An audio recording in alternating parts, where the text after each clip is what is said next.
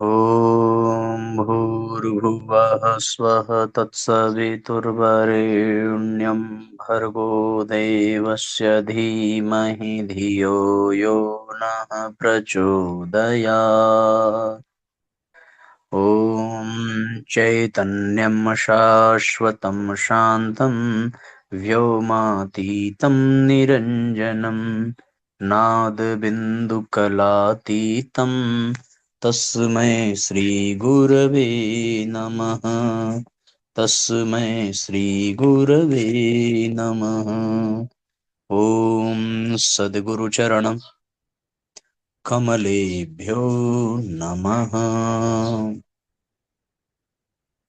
परम पूज्य गुरुदेव परम वंदनीय माता जी के दिव्य संरक्षण में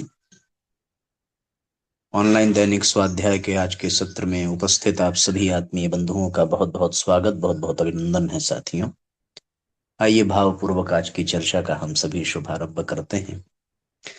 आज का जो पहला अध्याय है, सद्गुरु ऐसा कीजिए लोभ मोह भ्रम नाही।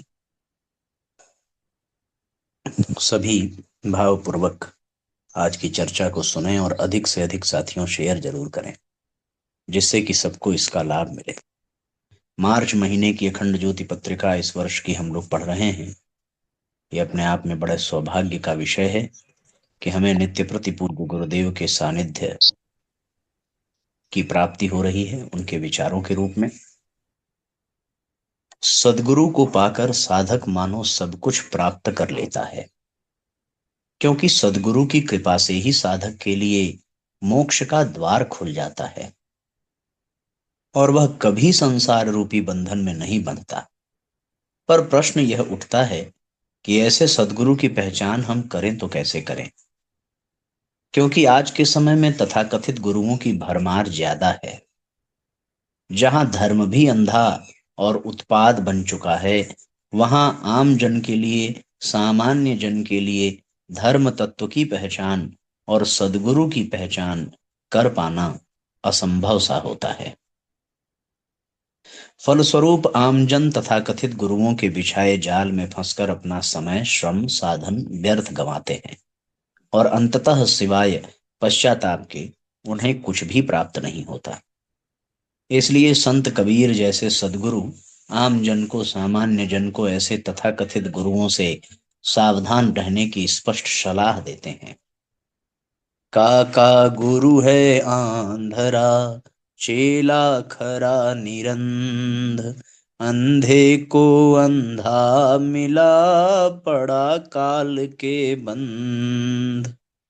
जानता पूछी नहीं, पूछ किया नहीं गौन, अंधे को अंधा मिला, राह बतावे कौन। आगे अंधा कूप में, दूजे लिया बुलाए, दोनों बूढ़े बापुरे, निकसे कौन उपाय। गुरु किया है देह का, सतगुरु चीन्हा नाही, भव सागर के जाल में, फिरी फिरी गोता खाही। जागुरु ते भ्रम न मिटे, भ्रांति न जीव का जाय, सो गुरु झूठा जानिए, त्यागत देर न लाय, त्यागत देर न लाय। जागुरु को तो गम नहीं, पाहन दिया बताय, शिष्य शोधे बिन से या, पार न पहुँचा जाय। कबीर बेड़ा सार का, ऊपर लादा सार, पापी का पापी गुरु, यों बूढ़ा संसार। गुरुआ तो सस्ता भया, कौड़ी अर्थ 50, अपने तन की सुधि नहीं, शिष्य करन की आस। गुरुआ तो घर घर फिरे, दीक्षा हमारी ले। कई बूढ़ो कई उबरो, टका पर धनी दे। अर्थात संत कबीर के कहने का आशय ये है, यदि गुरु ही अंधा अविवेकी अज्ञानी है तो वह शिष्य को ज्ञान का मार्ग कैसे दिखाएगा। वह शिष्य भी महा अविवेकी ही होगा। अविवेकी अज्ञानी शिष्य को अविवेकी अज्ञानी गुरु मिल गया तो परिणाम दुखद ही होगा, क्योंकि दोनों अज्ञानी अपने अपने दांव खेलेंगे और दोनों बेचारे अज्ञान रूपी पत्थर की नाव पर बैठकर डूब मरेंगे। अज्ञानी गुरु तो स्वयं ही पहले से ही भ्रम के कुएं में गिरा पड़ा था और फिर उसने शिष्य को भी बुलाकर उसी कुएं में डाल दिया। वे दोनों बेचारे उसी में डूब गए, फिर वे निकले कैसे। केवल जाति रंग रूप वेश विन्यास को देखकर ही जिसने किसी को गुरु किया, उसने मानो देह को ही गुरु बनाया है। वह वास्तविक गुरु को सदगुरु को पहचान नहीं पाया, परख नहीं पाया। फिर ऐसे लोग तो बारंबार भव सागर में डूबेंगे ही। जिस गुरु को स्वयं ज्ञान मार्ग का पता नहीं, उसने शिष्य को केवल पत्थर पूजना बता दिया और बिना परख पहचान किए ही शिष्य भी यदि उसी का सेवन करने लगा, उसी का अनुसरण करने लगा, तो वह भव सागर से, दुख सागर से पार कैसे होगा। एक बधे शिष्य को दूसरा बधा गुरु मिल गया तो वह शिष्य भला मुक्त कैसे होगा। यदि लोहे की नाव पर लोहे का भार लद जाए, पापी मनुष्य को पापी गुरु मिल जाए, तो फिर डूबने से कौन बचाएगा। अस्तु ऐसे तथाकथित गुरु को त्यागने में शिष्य को विलंब नहीं करना चाहिए। दरअसल कोई कुशल तैराक ही किसी को तैराक बना सकता है। पानी में डूब रहे व्यक्ति को कोई तैरने वाला ही बचा सकता है। खेल में निष्णात खिलाड़ी ही किसी को खेल सिखा सकता है। कोई पहलवान ही किसी को पहलवानी सिखा सकता है। उसी प्रकार एक आत्मा में ब्रह्म ज्ञान जागृत करना, उसे ब्राह्मी भूत ब्रह्म परायण बनाना, केवल ब्रह्म परायण हो और केवल उसी के लिए संभव है जो स्वयं ब्रह्म ज्ञानी हो, ब्रह्म परायण हो और जो स्वयं ब्रह्मानुभूति कर ब्रह्म तत्व में ओत प्रोत हो रहा हो। जिसमें स्वयं अग्नि होगी वही दूसरों को प्रकाश और गर्मी दे सकेगा, अन्यथा अग्नि का चित्र कितना भी आकर्षक क्यों न हो, उससे कोई प्रयोजन सिद्ध नहीं हो सकेगा। युग ऋषि परम पूज्य गुरुदेव, जिनके मार्गदर्शन में कोटिशः लोगों ने आध्यात्मिक उत्कर्ष को प्राप्त किया, उनका स्पष्ट मानना है कि जिसमें ब्रह्म ज्ञान ब्रह्म तेज की अग्नि है वही ब्रह्म ज्ञानी है। मात्र वेश विन्यास बना लेने से कोई ज्ञानी महात्मा साधु नहीं हो जाता। अपितु जिसने रोगों से मन को बचा लिया वही वैरागी है। जो मनन में लीन है वही मुनि है। जिसने अहंकार को मोह ममता को त्याग दिया वही सन्यासी है और जो तप में प्रवृत्त है वही तपस्वी है। कौन क्या है इसका निर्गुण गुण कर्म से होता है, वेश विन्यास से नहीं। ब्रह्मनिष्ठ ब्रह्म ज्ञानी ही सद्गुरु हो सकते हैं, अन्य नहीं। कहने का तात्पर्य यह है कि किसी ब्रह्मभूत ब्रह्मज्ञानी ब्रह्मपरायण ब्रह्म तत्व में ओतप्रोत किसी संत महात्मा तपस्वी ऋषि मुनि योगी सद्गुरु की शरण पाने से ही हमारा आत्मकल्याण हो सकता है। इसलिए गुरु गीता भी इसी सत्य को प्रकाशित करते हुए कहती है, ब्रह्मानंदम परम सुखदम केवलम ज्ञान मूर्तिम द्वंद्वातीतम गगन सदृशम तत्वमस्यादि लक्ष्यम एकम नित्यम विमलमचलम सर्वधि साक्षिभूतम भावातीतम त्रिगुण रहितम सद्गुरुम तम नमामि। अर्थात जो ब्रह्मानंद स्वरूप है, परम सुख देने वाले हैं, जो केवल ज्ञान स्वरूप हैं, ज्ञान देने वाले हैं, जो सुख दुख आदि द्वंद्वों से रहित हैं, जो सद्गुरुदेव गगन के समान सूक्ष्म और सर्वव्यापक हैं, जो तत्व रहस्यों आदि महालक्ष्यों को पाना ही अपना लक्ष्य समझते हैं, जो एक है, नित्य हैं, मल रहित हैं, अचल हैं, सभी बुद्धियों के साक्षी हैं, जो भावना से परे हैं, सतरज तम तीनों गुणों से रहित हैं, ऐसे श्री सद्गुरुदेव को मैं नमस्कार करता हूं। याज्ञवल्क, भरद्वाज, विश्वामित्र, वशिष्ठ आदि प्राचीन ऋषियों से लेकर आचार्य शंकर, श्री रामानुजाचार्य, नरसिंह मेहता, रामानंदाचार्य, सूरदास, संत कबीर, एकनाथ, तुलसीदास, रैदास, तुकाराम, नामदेव, देवराहा बाबा, महावतार बाबा, परमहंस विवेकानंद, श्री अरविंद, महर्षि रमण, पूज्य गुरुदेव आदि उसी श्रेणी में आते हैं, जो गुरु गीता में वर्णित सदगुरुदेव की कसौटी पर पूर्णतः खरे उतरते हैं और जिनके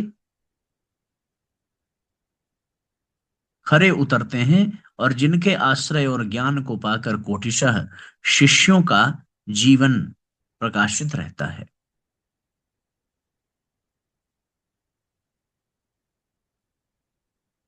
शिष्यों का जीवन प्रकाशित रहता है और जिनकी चेतना सर्वव्यापी है, आज भी साधकों शिष्यों का मार्गदर्शन और संरक्षण देने को सक्रिय है।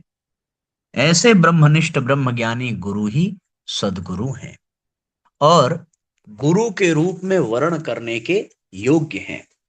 इसलिए हमें ऐसे सद्गुरु की शरण और आश्रय पाकर उनके उपदेश को अपने जीवन में जीकर उतार कर स्वयं को प्रकाशित और आनंदित करने का प्रयास पुरुषार्थ अवश्य करना चाहिए।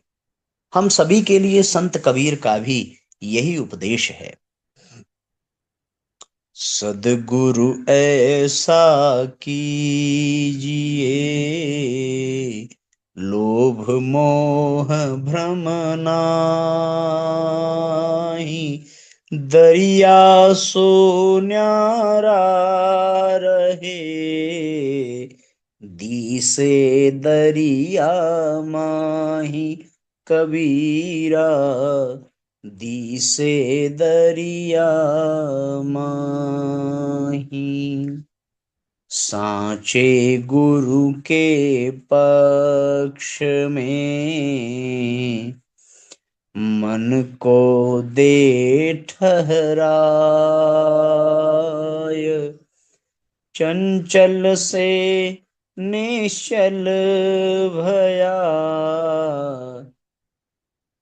नहीं आवे नहीं जाय रे भैया, नहीं आवे नहीं जाय। अर्थात सच्चे गुरु के प्रति मन को जोड़ दो। मन को गुरु से जोड़ते ही तुम परम पद पा जाओगे और जन्म मरण से छूट जाओगे। इस तरीके से साथियों ये अध्याय पूर्ण हुआ, जो हमें सद्गुरु की महिमा बताता है। कबीरदास जी का दृष्टिकोण इस अध्याय में विद्यमान है। एक छोटी सी कहानी हम लोग पढ़ते हैं। अमावस्या की रात में दीपक ने देखा कि आकाश में न चांद है न तारे, बस वह अकेला ही संसार को प्रकाश दे रहा है। अपने इस पराक्रम पर उसको अभिमान हो गया और वह समस्त संसार को संबोधित करता हुआ बोला, जरा मेरी महिमा को देखो। मेरी ही कृपा से तुम सब तुच्छ प्राणी अंधकार में कुछ देख पा रहे हो। मुझे प्रणाम करो, मेरी दयालुता का गुणगान करो। दीपक की इस अहंकारोक्ति को बाकी सबने महत्व दिया, परंतु एक जुगनू से न रहा गया। वह बोला, एक रात के अस्तित्व पर इतना अहंकार, तनिक ठहरो, प्रभात होने पर तुमसे तुम्हारी वास्तविकता पूछूंगा। अधिकार पाकर किसी को मदांध नहीं हो जाना चाहिए।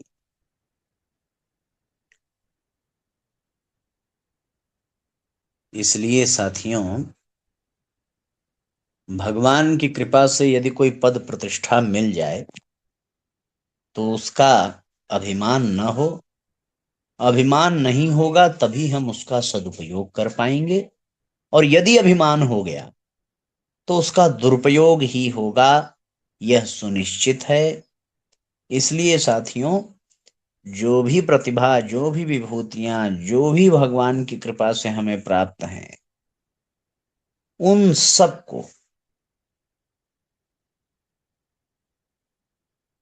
श्रेष्ठतम कार्य में लगाया जाए, इसी में जीवन लगे।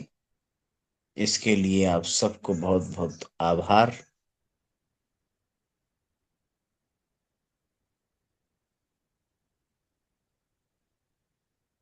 गायत्री मंत्र साथ साथ। ओम भूर्भुवः स्वः तत्सवितुर्वरेण्यं भर्गो देवस्य धीमहि धियो यो नः प्रचोदयात्। सभी परिजनों का बहुत बहुत धन्यवाद साथियों जुड़ने के लिए। सबका मंगल हो। आज के लिए इतना ही। जय राम जी की शुभ रात्रि। ओम भूर्भुवः स्वः तत्सवितुर्वरेण्यं भर्गो देवस्य धीमहि धियो यो नः प्रचोदयात्। हम ईश्वर को सर्वव्यापी न्यायकारी मानकर उसके अनुशासन को अपने जीवन में उतारेंगे। शरीर को भगवान का मंदिर समझकर आत्मसंयम और नियमितता द्वारा आरोग्य की रक्षा करेंगे। मन को कुविचारों और दुर्भावनाओं से बचाए रखने के लिए स्वाध्याय एवं सत्संग की व्यवस्था रखे रहेंगे। इंद्रिय संयम, अर्थ संयम, समय संयम और विचार संयम का सतत अभ्यास करेंगे। अपने आप को समाज का एक अभिन्न अंग मानेंगे और सबके हित में अपना हित समझेंगे। मर्यादाओं को पालेंगे, वर्जनाओं से बचेंगे, नागरिक कर्तव्यों का पालन करेंगे और समाजनिष्ठ बने रहेंगे। समझदारी, ईमानदारी, जिम्मेदारी और बहादुरी को जीवन का एक अविच्छिन्न अंग मानेंगे। चारों ओर मधुरता, स्वच्छता, सादगी एवं सज्जनता का वातावरण उत्पन्न करेंगे। अनीति से प्राप्त सफलता की अपेक्षा नीति पर चलते हुए असफलता को शिरोधार्य करेंगे। मनुष्य के मूल्यांकन की कसौटी उसकी सफलताओं, योग्यताओं एवं विभूतियों को नहीं, उसके सद्विचारों और सत्कर्मों को मानेंगे। दूसरों के साथ वह व्यवहार नहीं करेंगे जो हमें अपने लिए पसंद नहीं। नर नारी परस्पर पवित्र दृष्टि रखेंगे। संसार में सत्प्रवृत्तियों के पूर्ण प्रसार के लिए अपने समय, प्रभाव, ज्ञान, पुरुषार्थ एवं धन का एक अंश नियमित रूप से लगाते रहेंगे। परंपराओं की तुलना में विवेक को महत्व देंगे। सज्जनों को संगठित करने, अनीति से लोहा लेने और नवसृजन की गतिविधियों में पूरी रुचि लेंगे। राष्ट्रीय एकता एवं समता के प्रति निष्ठावान रहेंगे। जाति, लिंग, भाषा, प्रांत, संप्रदाय आदि के कारण परस्पर कोई भेदभाव न बरतेंगे। मनुष्य अपने भाग्य का निर्माता आप है। इस विश्वास के आधार पर हमारी मान्यता है कि हम उत्कृष्ट बनेंगे और दूसरों को श्रेष्ठ बनाएंगे तो युग अवश्य बदलेगा। हम बदलेंगे, युग बदलेगा। हम सुधरेंगे, युग सुधरेगा। इस तथ्य पर हमारा परिपूर्ण विश्वास है।